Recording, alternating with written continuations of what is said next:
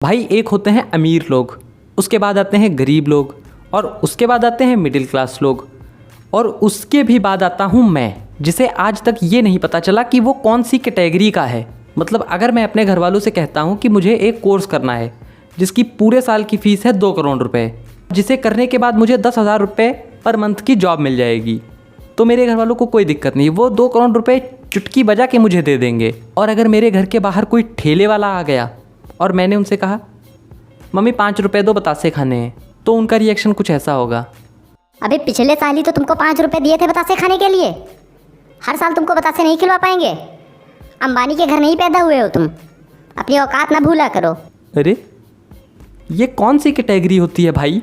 लेकिन भाई ये वाली कैटेगरी बहुत ही ज़्यादा रेयर है, इसलिए हम इसके बारे में बात नहीं करेंगे। हम बात करेंगे मिडिल क्लास के बारे में। तो भाई देखो, अमीरों और गरीबों का सही है। अमीरों को पता है कि उनके पास पैसा है और उन्हें ऐश करनी है, गरीबों को पता है कि उनके पास पैसा नहीं है तो उन्हें बिल्कुल भी ऐश नहीं करनी है। लेकिन मिडिल क्लास की गाड़ी बीच में ही अटकी रह जाती है, क्योंकि उसके पास पैसा है लेकिन कम है और उसके खर्चे भी थोड़े हाई फाई होते हैं, इसलिए वो ज़िंदगी भर यही सोचता है कि मैं ये वाली ऐश कर लूँ या ना करूँ, वो वाली ऐश कर लूँ या ना करूँ।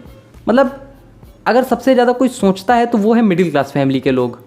मिडिल क्लास फैमिली में हर रोज़ कोई ना कोई नई प्रॉब्लम उड़ के बिन बुलाए मेहमान की तरह अपने आप चली आती है, और इसका कारण सिर्फ एक होता है, पैसे की कमी। पैसे की कमी नामक बीमारी सिर्फ गरीबों में नहीं पाई जाती, मिडिल क्लास फैमिली में भी ये पाई जाती है। वो बात अलग है, लोग मानते नहीं।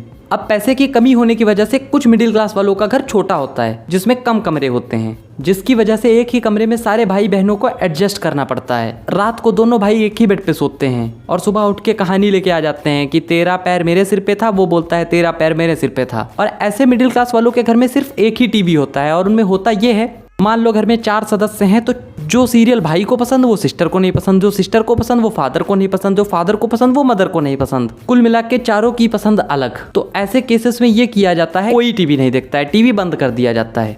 यही सॉल्यूशन निकल के आता है ना।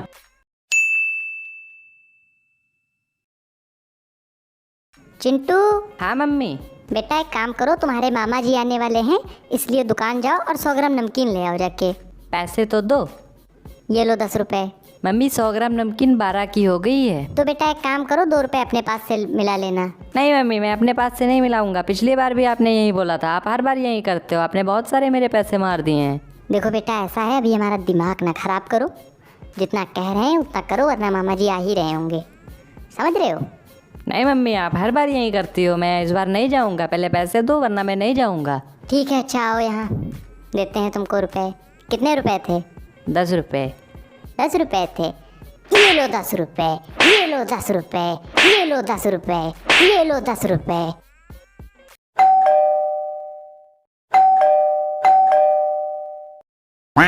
हम मिडिल क्लास फैमिली वालों की ज़िंदगी में इतनी प्रॉब्लम्स आती हैं कि थक हार के हम भगवान से बस यही कहते हैं, बंद करो हाथ जोड़ के। मैं तो बस दोस्तों आज के लिए इतना ही। आई होप आप लोगों को वीडियो पसंद आई होगी। अगर पसंद आई हो तो लाइक कर देना, चैनल पे नए हो तो सब्सक्राइब कर देना। वैसे तुम नए ही तो सब्सक्राइबर हो, पहली बार ही तो देख रहे हो ना, तो नए ही तो हुए, तो भाई यार कर देना सब्सक्राइब।